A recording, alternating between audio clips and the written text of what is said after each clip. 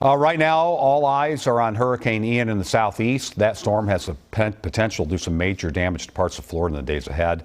Mike Augustyniak's been keeping an eye on the trajectory. These are heavily populated centers where this thing is aiming. Absolutely, and the forecast has been pretty consistently targeting that west coast of Florida.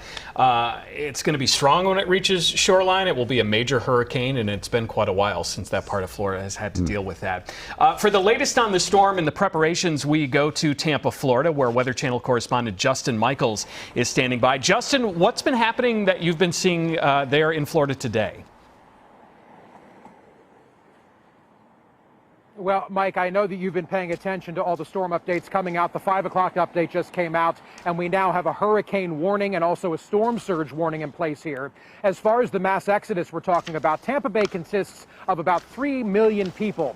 So far, about 300,000 people are in, so 10% are in those areas that are required for evacuation, mandatory, or Zone A, the people closest to the coast, the closest to these bodies of water like the Hillsborough River. They are all now under mandatory evacuation, with voluntary evacuations being issued for Zone B, a little further inland. The expectation is that will eventually turn into a mandatory evacuation, and we have to wonder how many more zones going through the letters will we see. As far as the international boat show that should be happening here, you can see the docks at the convention center are empty. There should be tens of thousands of people at the Tampa Convention Center right now. That event being canceled yesterday at noon. Also, for the mass exodus of people leaving the west coast of Florida, we know Governor Ron DeSantis has suspended all tolls on state roads, meaning people can travel freely out of the area, and we know that is happening in earnest. This is going to be a very impactful next 72 hours. It's a very slow-moving storm. It's going to slow down as it gets off the coast, and that is what's turning into potentially a worst-case scenario.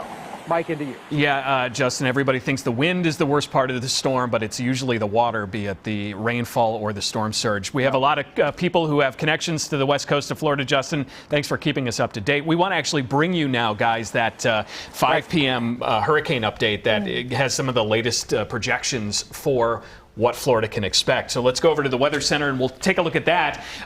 Hurricane Ian, as of 4 p.m. Central Time, now starting to be showing an eye, or at least just starting to show the hint of an eye. It's sending rain bands up toward western Cuba, and already some of the moisture in thunderstorm form is running out ahead of it and impacting South Florida. The Category 2 storm is now moving north-northwest at 13 miles an hour. It's 100-mile-an-hour winds. It's going to cross the western part of Cuba over the next 24 to 36 hours. By early Wednesday morning, the cone of certainty, so that red cone is where 2/3 of the time the eye of the storm will be located.